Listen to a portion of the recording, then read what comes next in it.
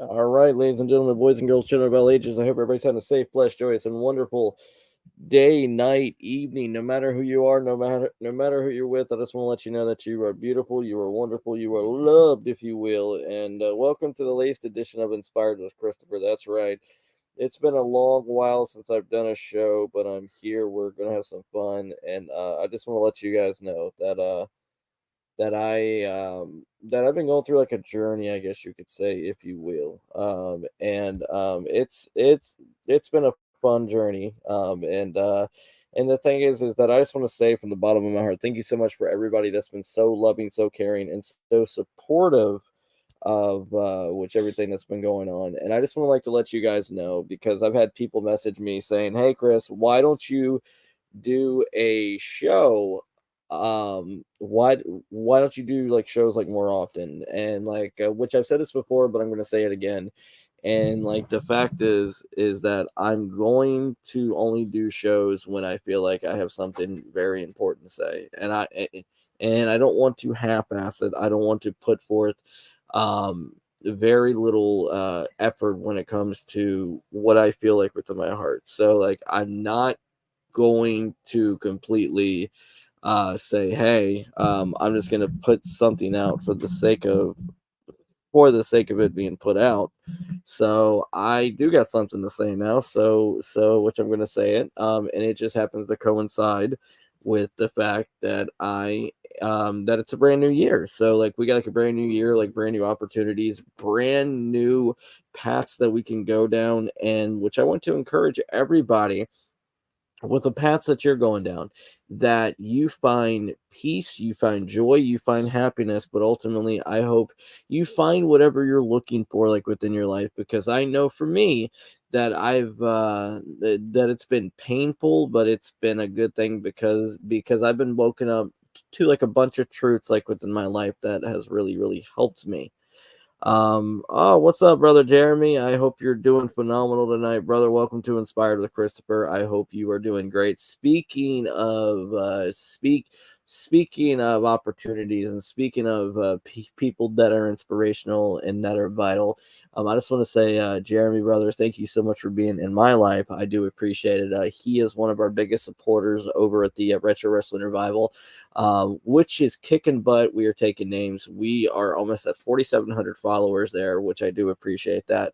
But like most important, like not only is he a supporter, but he's more importantly friends with me and with John. So like the cool part about it is that, which I tell people like with wrestling, is that it's something that can really bring people together. It can really unite people from all different walks of life, from all different backgrounds, and you could ultimately use that as like the bridge, so to speak, like to bridge the gap in how you can really become friends with somebody. So like for me, I gotta say some of like the best people that I've ever came across, which also that could be same, some of like the worst people that I've came across was because of like my love for wrestling. So like the thing is that I just want to say that I am grateful for the people that I've came across, because ultimately my love for pro wrestling, that's ultimately led to like my friendship with John, which I would call it brotherhood. It's led me to like my friendship with Daniel, like with Jeremy, with Warren. I can go on and on, but I just want to say that I'm grateful for what this has all led me to. With that said, guys, I just want to say once again, thank you so much for your love. Thank you so much for your support. I do appreciate it. And it's been a wild year for me. I just want to let you guys know that I've been going through a process of when it comes to like my spirituality of deconstruction. Okay, like a lot of people when they hear deconstruction, they think to themselves, "Oh, wait a second. So like like you're becoming a full blown atheist? Are you becoming someone that doesn't believe in God? What is it with you right now that's going on?" And just to let you guys know is that I'm not a full blown atheist. but I do not prescribe to a lot of the things that are said within the faith known as Christianity. I just want to like to let you guys know that I do believe that there is a universal God that has made us. I do believe that we were here and that like we were designed, we were thoughtfully designed by a creator. And I just want to say that I didn't come to these conclusions lightly. I went through like a lot of I had like a lot of introspection about it. And the thing is that I tell people, when it comes to deconstruction, it is not a fun process. It is a process in which essentially you are you are looking at your foundation of faith, and like you're seeing within like the years that you have built that foundation up, it's essentially like you're building like a house. Okay, you look into it and you see, okay, well, I need like, which I need the foundation, I need the walls, I need the roof, I need the bathtub, I need the bedrooms, I need all that stuff. But do I need those extra paintings on the wall? Do I need do I need like these like the extra shed that's in the back, like with a bunch of crap that ultimately that I don't use? I mean, like just stuff like that. So I tell people, um, look at your foundation, look what you've added within that foundation, and just filter out what you really don't need, and just break it down to the bare minimum. And that's ultimately what I've been doing. And which honestly, I'm more grateful for it. I'm more, more appreciative of where I'm at, like within my life, because because it's made me value and love what I have even more. Because like the fact is that I've had like a horrible habit that every single time something good happens within my life, that I tend to dismiss my effort and I give it straight to God. I'm like, oh yeah, like that's God that did that, this, that, the other. And you know what? Sometimes that I realized that it's okay for you to take credit from time to time for something that you did. Okay. Now, do I acknowledge the fact that he had a hand with me waking up this morning? Yes, I acknowledge that fact, but I acknowledge the fact that I'm the one that put forth the effort to get done what I needed to get done for the day.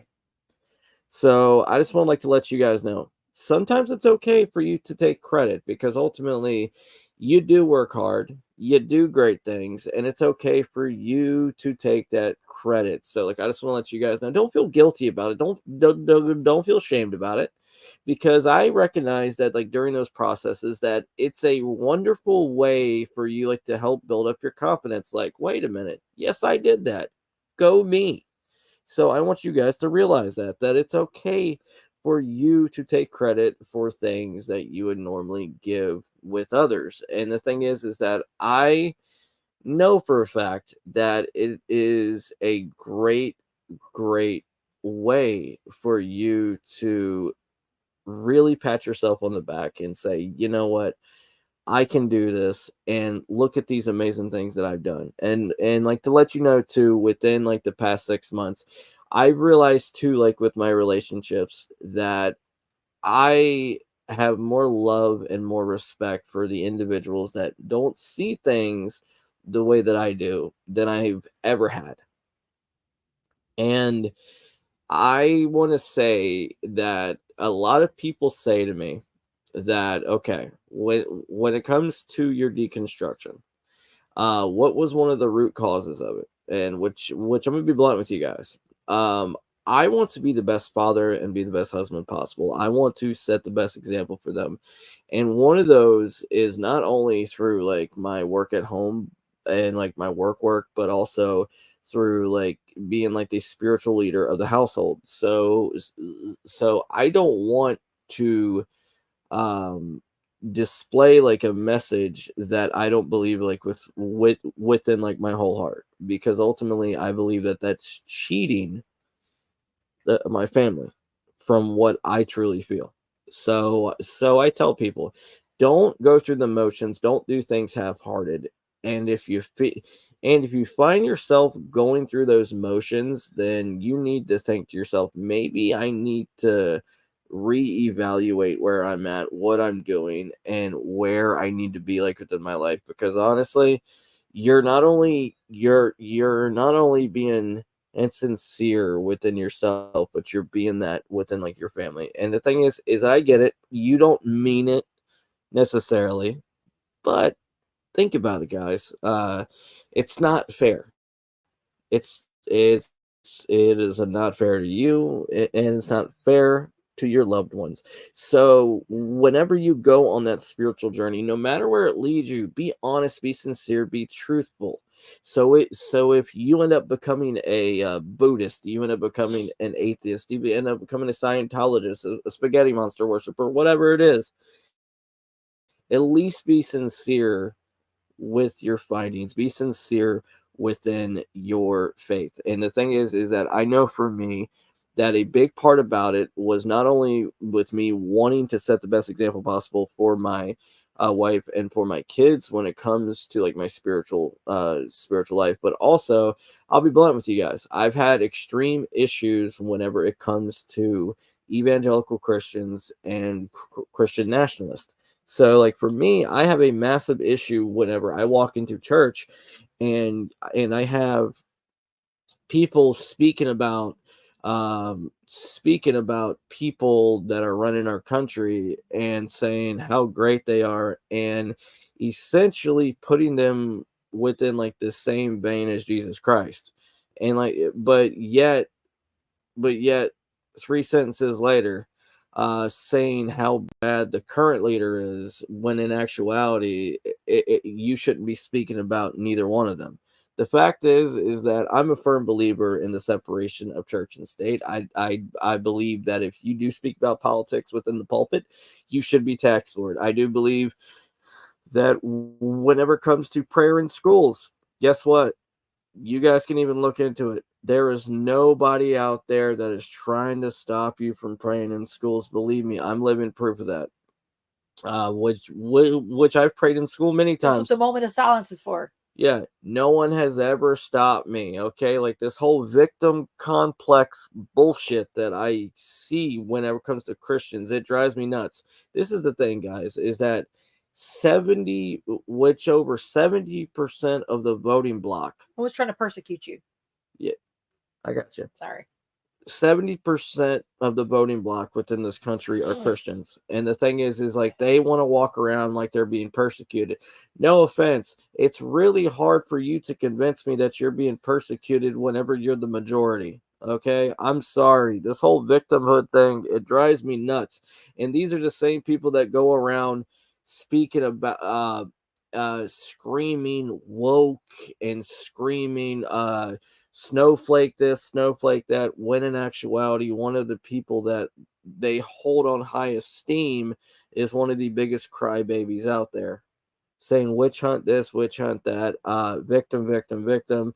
They're out to get me. No, this is the God honest truth. I don't give a crap where you come from, who you are. The fact is that if you commit a crime, you should be held accountable. I don't give a crap if you're Trump. I don't care whether like you're Biden. I don't care who you are. The fact is that if you've committed a crime, you should be held accountable. And I know some people don't want to hear this. I know you don't want to hear this, but guess what? The orange cult leader, he's finally being held accountable. I know it sucks. I know you're going to twist yourself in knots trying to defend him because you worship him, but the fact is that you can't. I'm sorry.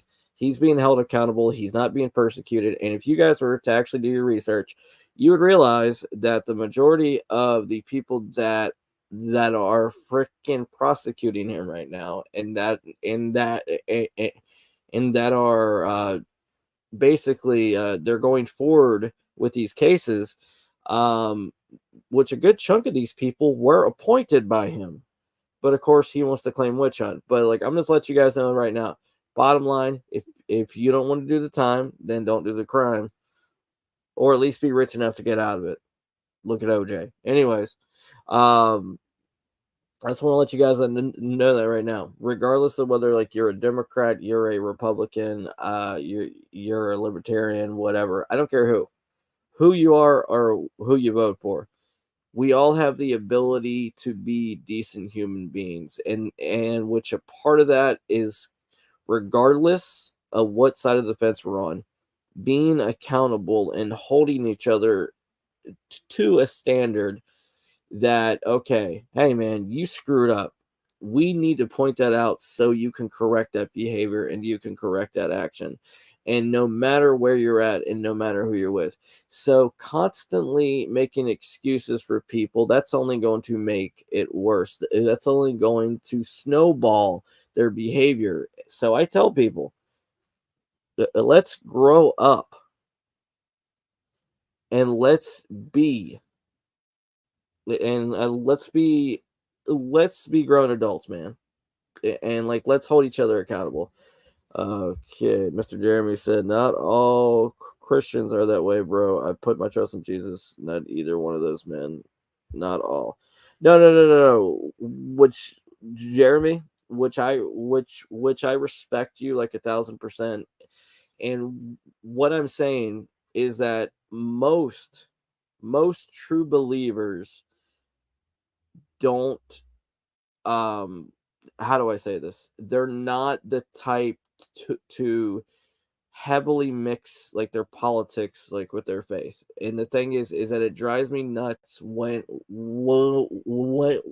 you have people based off the way they behave. If Jesus were to come back today, they would want him deported or killed because they would see him as a terrorist. Those are the type of Christians that I'm speaking of, okay? Because I know there is real sincere believers in Christ that are awesome human beings that care for the poor, like that want to serve within a manner that would make Jesus proud. And I respect that, and I have no issues with that. But I think it gets messy whenever you mix politics with religion, and it's just not a fun thing to see. So I respect your opinion, brother, and I get where you're coming from, and I need to be more specific, like with how I say those things. Yeah, because I know sometimes that could get me in trouble because some people think that I'm calling out all Christians. No, I'm not. I'm not calling out all Christians because a good chunk of them are awesome human beings. But whenever you use your faith to justify your hate, that's whenever I have issues. Hold on, he said, absolutely, you should never talk politics within the house of worship. Which amen, brother, because for me and my wife, um uh we went to like a local church here. It was called Christ United Methodist Church here right in Myrtle Beach, South Carolina, which essentially my church had a falling out with the Methodist Conference because the Methodist Conference was going in a more conservative route. And essentially, my pastor's son is homosexual. And like, essentially, they wanted my pastor to publicly denounce His child. homosexuals behind the pulpit, basically winking to his son, saying, you're not welcome here. Like, the fact is despite how you feel, whether you feel they're born that way, whether you feel it's a choice, the fact is that they're human beings and they still deserve love and they still deserve respect. The fact is because of that, mixing politics with religion, which, mind you, this church had 3,000 members. Pastor Jeff was doing wonderful things. He was helping people like with food banks, like with local charities, everything. Like, this church was a vital part of this community. Oh yeah, it was. And all because of a social issue, it ruined a great place that so many people depended on. We had one of like the largest food banks like within like the city of Myrtle Beach. You would have homeless people that would walk. And there was a soup kitchen. Oh yeah, there was a soup kitchen that was open up there daily. Everything, like they did so many great things that help people, but unfortunately, due to hot button issues, it led to it was like that church closing. Me and my wife, we were extremely sour on that for like the longest time because we saw the evil side of the mixture of freaking these culture war issues with the pulpit and the negative effect that it could have. Because this is the thing, guys, like with the store that I work at, which is Walmart in Myrtle Beach, we have a horrible homeless issue like within the city. Okay, I think we have one of like the highest homeless rates within the United States. And the thing is that I know many people that were dependent on going to that soup kitchen on a daily basis just so they can eat. And I know like a lot of people, they have, especially like with homeless people, they have their perspective. Oh man, like they need to pick themselves up from their bootstraps and this and that. And for the most part, I do agree with that. However, there are people that have mental and physical disabilities, and they do not have the means and like the coping mechanisms to deal with that. They don't know where to start when it comes to rebuilding their life back up. There's a lot of that here at Myrtle Beach. There's a lot of that here. So guys, it's a vicious cycle. So instead of being quick to judge, be quick to love and think to yourself, instead of judging that person right away, you think to yourself, okay, what is this person going through and that's led to him here? And this is the thing, like with me, which I'm a former drug addict, and which I've been extremely open about this, guys. And for me, I didn't start out thinking, let me be a drug addict, guys. Stuff happened that led me down that road, which essentially I struggled with, which I've relapsed multiple times. Okay, like the first time that I was hooked on drugs, I was in high school. And like essentially Pain pills. Which it was pain pills. I struggled with like, well, I struggle like with being bullied. I struggle like with weight issues. I struggle like with like my speech impediment. Literally, guys, I wanted to kill myself. So one of like my coping mechanisms was stealing pain pills from my parents and just basically zoning out. And like that affected my grades, everything. Then like my junior year of high school, I surrendered and I became a Christian, and that really changed my life, because literally the exact day that I was going to kill myself, one of the individuals that's one of my best friends, and which I would take a bullet for him, his name is Tim Giuliani.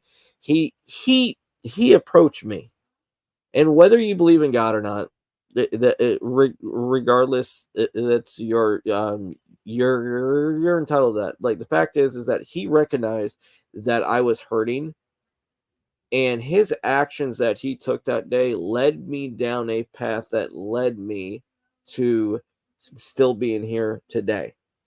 Did I still struggle after that? Yes, I did. But I was put into an environment that helped equip me with coping skills that made me a better person. So I tell people that all the time.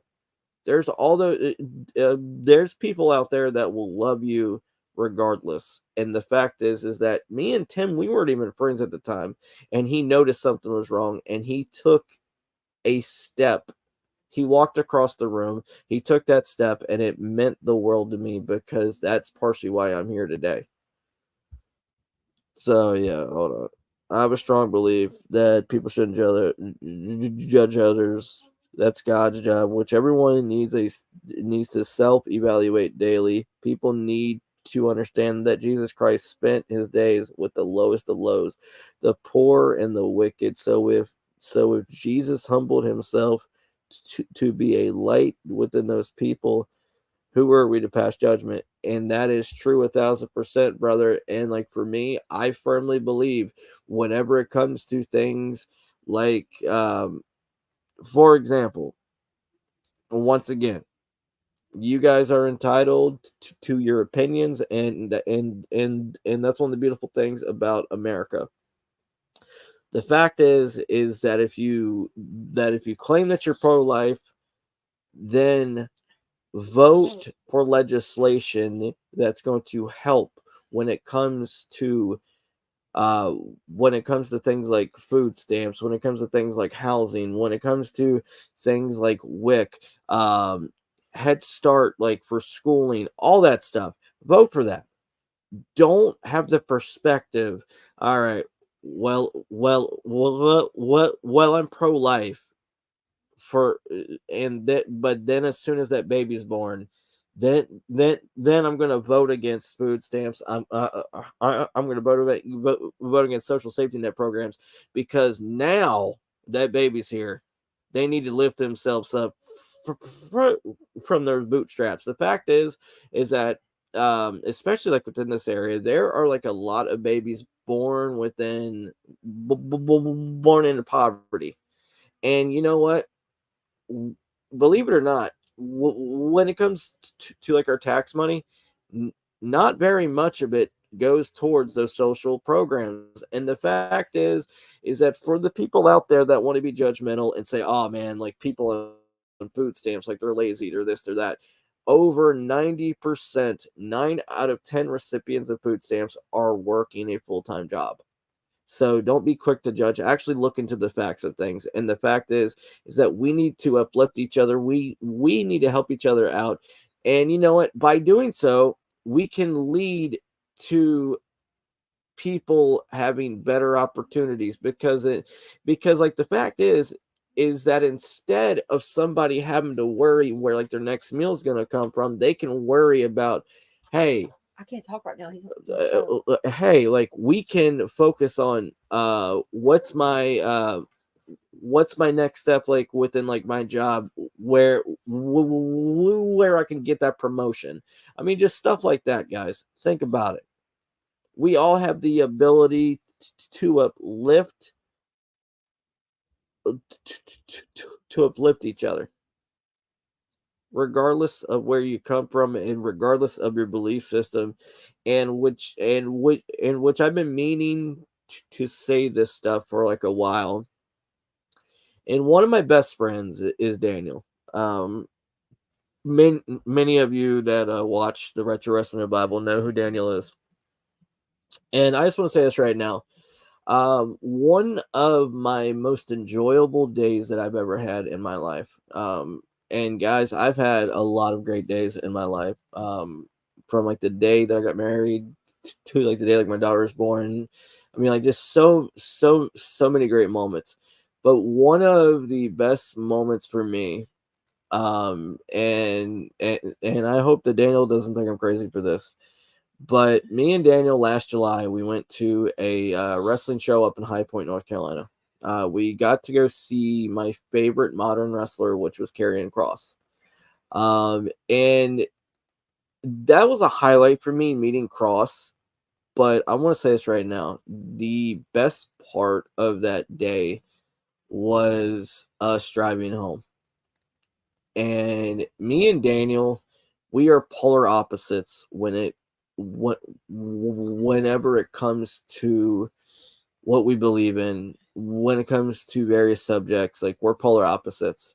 But the fact is that we have enough love and respect for each other that we literally don't let that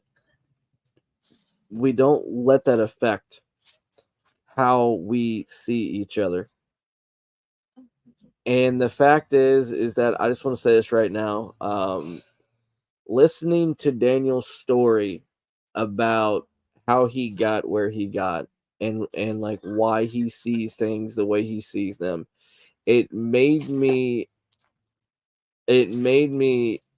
less judgmental towards other people, and it made me more respectful and more understanding. And that right there was one of those moments where I learned a lesson that I can apply for like the rest of my life. And the thing is that and which I'm a firm believer, that day happened so we can have that drive home, so we can have that discussion. And the thing is that it makes me love him and it makes me respect him more. And like, once again, it goes back to what I'm saying, guys, like with wrestling. Wrestling is one of like those things like that you have that thing in common.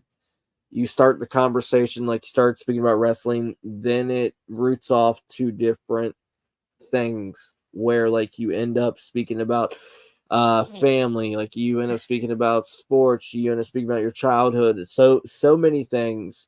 And the thing is that, once again, I'm so unbelievably grateful for that day, because being with Daniel that day made me realize that you can have the utmost love and respect for somebody and still see things differently.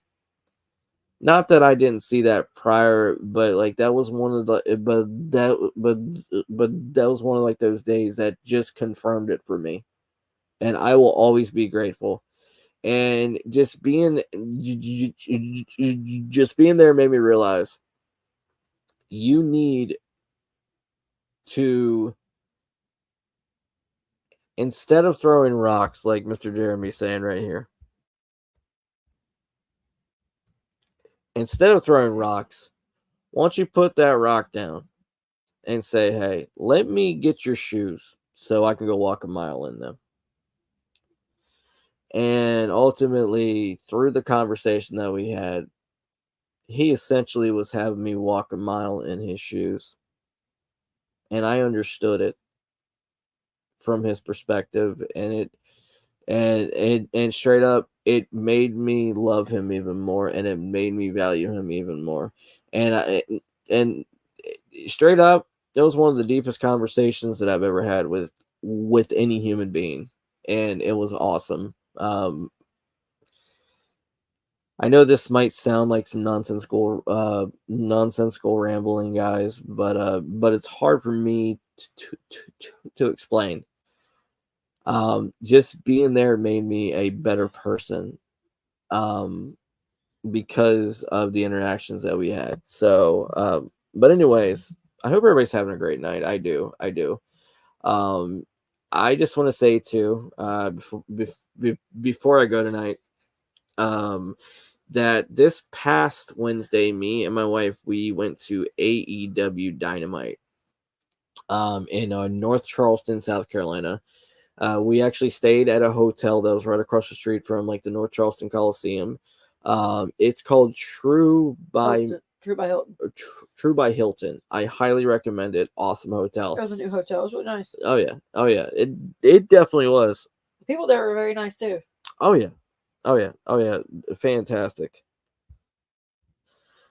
Hey Wayne, what's up, brother? How you doing? Hey Hacksaw Duggan, how long you keeping this look? Well, for as long as I can, brother. I hope and pray that you're doing fantastic tonight, my friend. All right, best friendships, they come from polar opposites, which I agree like 1000%, brother. I do. And the thing is that me and my wife, we went to go see AEW Dynamite. The show is absolutely awesome. I got the opportunity to see my all-time favorite wrestler live, which was Chris Jericho.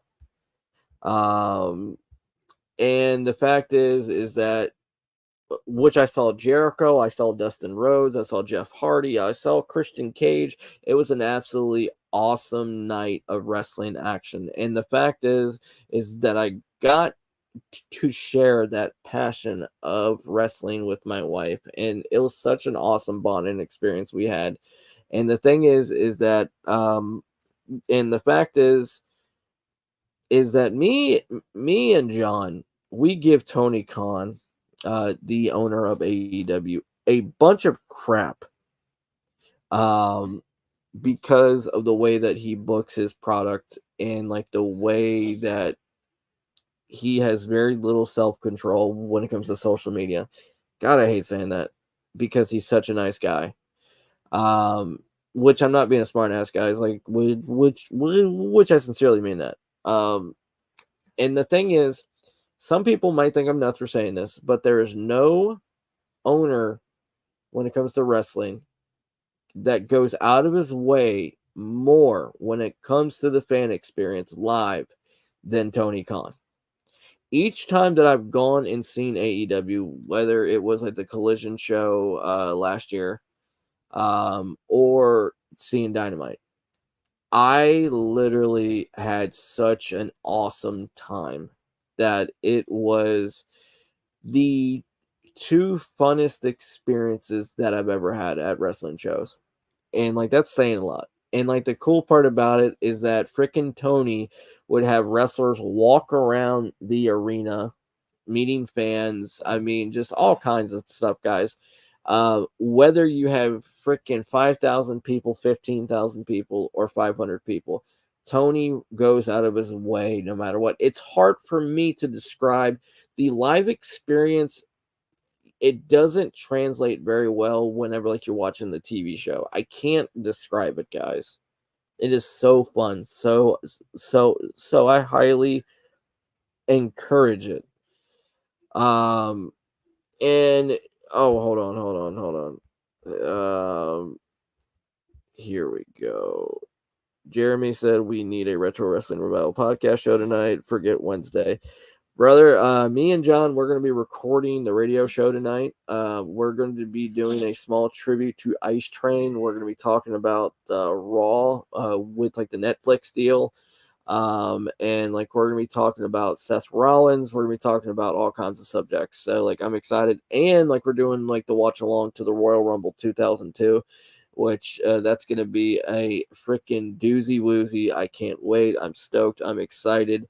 And before I go, I just want to say this, guys, that I not only spiritually, like which I've been going through, like my journey of deconstruction, but also I have been dealing like with certain health issues because I know some people, they've been messaging me saying, hey Chris, why are you having like to reschedule shows so much? Well, like the God honest truth, guys, is that I've been struggling like with certain health issues lately. About 4 months ago, I was hit while driving my scooter in like my Walmart parking lot, which I didn't realize it, but it hit my head within the parking lot. And which I started getting severe migraines. And the thing is that it got so bad that I would be laying in bed all day as soon as I get done like with work, guys. I mean, like there's still days that I do that. So I went down to Charleston, South Carolina, and I got tested. So like the thing is that and like they diagnosed me with I have post concussion syndrome. So I'm gonna let you guys know. Like there's days where I want to do the show. But like there's days where like my head is hurting so bad that I can't do it. And there's also times where I've been struggling lately and being forgetful. Like the other day, me and my wife, we were driving around and she wanted Chick-fil-A. I think it was for lunch, dinner, for breakfast. For breakfast. And literally this place I've driven to dozens of times, and she had to give me directions because I forgot where I was at.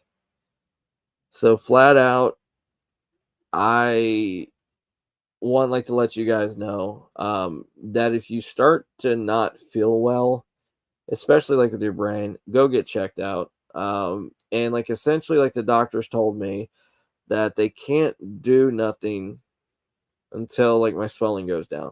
So I don't know, guys. Thankfully, it's not freaking dementia. It's not Alzheimer's. It's not a tumor. It's not a tumor.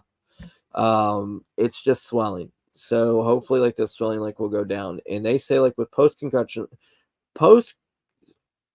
concussion syndrome that you can have it for a few weeks, to like a few months to potentially a year on.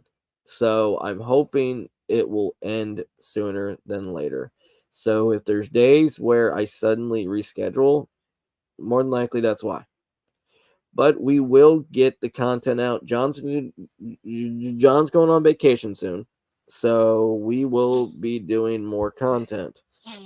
Um, we're gonna be putting stuff within the can, and it's gonna be fun. I'm so thrilled. I'm so excited. Now, regardless of what goes on, like with the Facebook stuff, because there will be nights that I do cancel because I'm not feeling well. The radio show will always be done because me and John, we are under contract with that. So like we will be doing it. Here we go. Hold on. When you finish the Royal Rumble, my friend Scott is in the crowd within a Superman shirt. You can't miss him. Okay. We will definitely check that out. So just to give you guys like a quick update on everything that's going on. And like right now, me and my wife, we are also in the process of, we will be moving soon. So we're gonna be moving up to like my former hometown, which is in the wonderful city of Pittsburgh, and we are currently in the process of buying a home. So guys, I'm thrilled. I'm excited. I can't wait because you know what? The saying what's old is new again. This is definitely like a great reminder of that. Because honestly, guys, like with Myrtle Beach, you can take it, you can have it. I don't care. No offense. This place isn't for me. And for people that don't seem to understand, you have a lot of people that are moving from up north down here. So like essentially they're bringing their economy with them.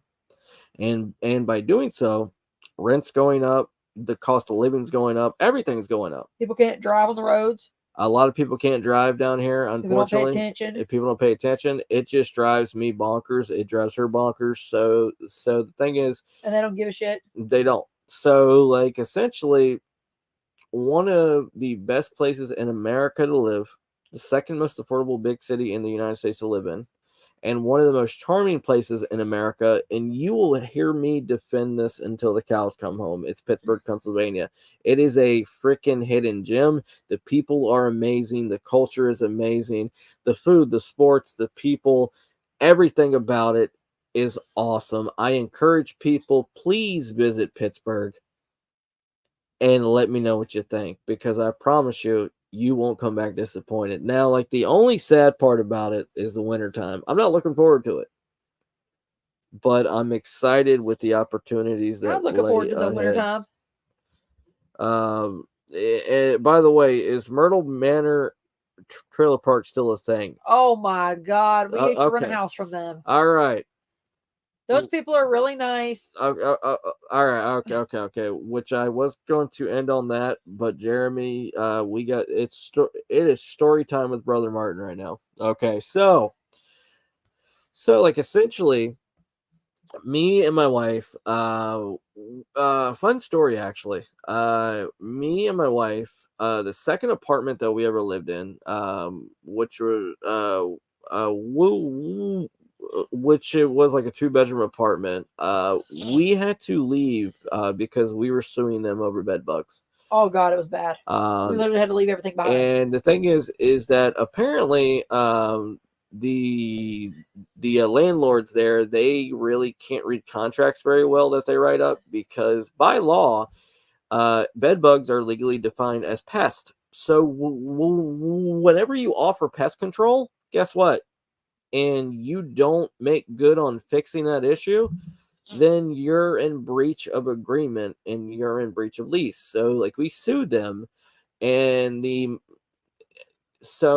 money that we got out of that, we were going to go find a place. Now the thing is that before we moved into like our first like our first places that we could actually call home, me and my wife we moved 13 times within like our first year of marriage. So like we went from hotel to hotel to hotel. We lived with my parents, her parents, everything. We were grateful regardless because we had a roof over our head no matter what. And then we had our first apartment, and then we moved to a bigger apartment. We and like within like that same area, they had like a bigger apartment. So I'm thinking, awesome. It had a washer and dryer connection. That's why we moved. Yeah, washer dryer hookup, everything, bigger place. I'm thinking, awesome. This is an answer to and for the same price, same exact price. I was thinking it was an answer to our prayers, but boy, were we wrong. Boy, were we wrong. And there was a reason why the apartment was so cheap, and that was because bed bugs. We didn't know it for 4 months. So like essentially we moved out after 6 months of living there because oh my god, because like the bed bugs got so bad. So we said okay, we're going to withhold our rent and we are going to sue you if you don't fix it. And they refused to, saying that's not our job. So I showed them the lease agreement where they offer pest control. And essentially, we went to court. The judge said, you guys are liable, meaning the landlords, and for them like to fix it. So yeah, and they refused to fix it. Long story short, we found this house, and because those landlords, they own a shit ton of property all over Myrtle Beach. They don't just own that trailer park. Oh, they own a bunch of houses. Baby, we have to explain that. I know. The apartments we were in, they're not owned by the same people. No, they're not owned by those people. Okay, no. So we were at the point to where we were forced to essentially go move back into hotels. We thought we were going to. We thought we were going to. And literally one street down from where we were living, there was a house that literally that same exact day, there was a sign being put out for rent. And which it was like a 2-bedroom house. So like freaking actually a house. 2-bedroom, 2-bath. It was like 2-bedroom, which it was 2-bath, and literally it was the perfect price for what we could afford. It was an old house, but it was redone on the inside. It was really nice on the inside. Oh yeah, which it was extremely charming. And it just happens that the owners of that house were the ones that own Myrtle Manor. And the thing is that we did have our issues that we brought on ourselves, but ultimately they were phenomenal landlords. They were extremely good to us. We lived there for about 6 years. 7 years. Okay, for 7 years. And the fact is that I can't speak like a negative word about them. Becky and Cecil, they're like the two main people that run it. Becky's way nicer than Cecil, though. Yeah. And the fact is that the Myrtle Manor thing was just a what do you call it? It was a stage. Yeah, like the pool, you weren't allowed to swim in the pool or anything like that because I wanted to go swim in the pool. So like basically the setup that they had for like the reality show is not there no more. And they didn't get paid shit for that reality show. And they didn't get paid much. Apparently Cecil and Becky, they only got paid, I think it was like $15,000 per season. And that was it. Yeah, all the other people got paid like $8,000. Oh yeah, I agree. And like it's hot doing those shows. Like it's sweltering. Oh yeah, it's not worth it. So they did like this first season, and then they did like the second season, and then the show got canceled. But like the fact is that like my experience with them, extremely nice people, great landlords. Certain things that we did, we ended up losing our house. And thankfully, I mean, like the fact is that you go through struggles and like you make mistakes so you can learn and grow from them. The fact is that, which I'm grateful that we screwed up the way we did, because it makes me grateful for what we have now. And we have something better now. And that we are about to become homeowners. So it's like those mistakes that led us down a path of redemption and betterment, like within our lives. So I tell people, you can choose to either better yourselves with your mistakes, or you can choose to play the victim, woe is me, and you can continue to make the same mistakes and not further yourself within your life. So I tell people, you use your mistakes to your advantage, learn from them, grow from them, and better yourself, because ultimately we only live in this world once. I just want to let you guys know that. And really quick, once again, I just want to say from the bottom of my heart, thank you so much for your love. Thank you so much for your support, especially like with the Retro Wrestling Revival. Me and John, it just blows us away that like we are monetized and we literally get paid to talk about wrestling. And like straight up, one of like my dreams was to be involved with like the wrestling business, but because of like my physical limitations with like my neck and spine, that never happened. So the fact that I can get paid to be a fan and hang out like with my friends and to talk about wrestling, I'm very grateful for, and it's the followers and the fans of us, the fans of fans, that make it possible. So me and John will never take that for granted. We will always have fun with you guys. We will always do our best, and we will always be appreciative. And you know what? I want to start to take this more seriously.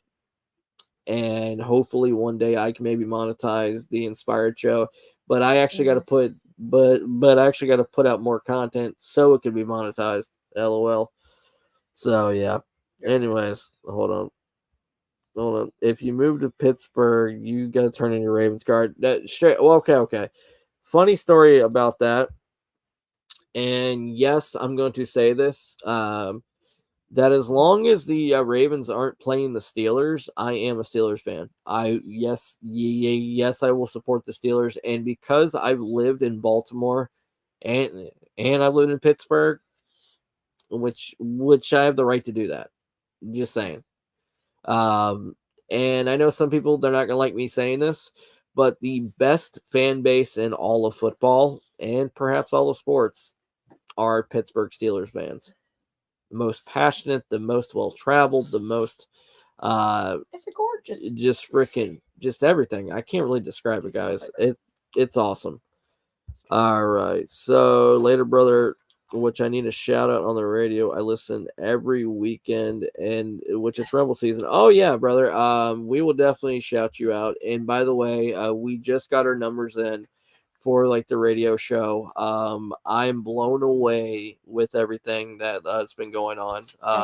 We are actually qualified for ad sponsors now on our radio show because of you guys. So within like the next month or two, you're gonna be hearing ads on there. So I'm excited, guys, and it's all due to you guys. So thank you so much. We greatly appreciate it. And the fact is that I'm grateful that I woke up this morning. I'm grateful that I'm a father. I'm grateful that I'm a husband. I'm grateful that that like my best days, they're not behind, but they lay ahead. So, but I encourage people, live within the moment, be grateful for the opportunities you're given on a daily basis, and recognize that the fact that you wake up every single day is a reminder that you can change not only yourself, but you can help change lives through the example that you set with the way that you live your life. And with everything that's been going on lately, really quick, I'm gonna give a shout out to like my brother Justin.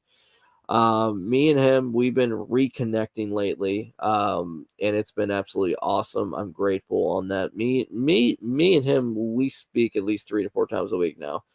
And the thing is that all goes back to like the discussion that me and Daniel had, that drive back from High Point, North Carolina, and making me realize the importance of staying in touch with the ones you care about the most. So I just want to let you guys know that I love you, that I appreciate you, that I will put out more content with Inspired. And I just want to let you guys know, I think, whether like you're watching this live or whether like you're watching this later, thank you. Like, share, subscribe. Rate my show 5 stars, 1 star, whatever like you want to rate it, whatever you feel it's worth. Let me know. And something I would like to do is have guests. I would love to. I mean, like if you guys want, if you guys want me you want me to do like certain subjects. You got questions? Let me know, guys. Which I'm open to all ideas on this show. Yes, I am going to bleed in wrestling, but ultimately I want to make this as non-wrestling as possible, if that's possible. So, guys, thank you so much. I love you. Me and John, we're going to be recording our radio show later tonight, and we're going to be going live on Facebook for our Monday night watch along series, which is on a Wednesday, by the way. So we're gonna be watching Monday Nitro. I'm excited. It's the summer of Lex, so so it's an exciting time in the Monday Night War series. And once again, we're gonna be paying tribute to a friend of the show who has passed away, which is Ice Train. Awesome human being, which I encourage you guys go on YouTube and like to check out like his content. One of like my favorite gimmicks of him was his tag team with Scott Norton with Fire and Ice, and also he had a fun gimmick before World Championship Wrestling closed called "Am I Smooth?" Extremely underrated gimmick. But anyways, guys, I love you. Thank you, and you guys have a safe, blessed, and joyous week. Okay, peace.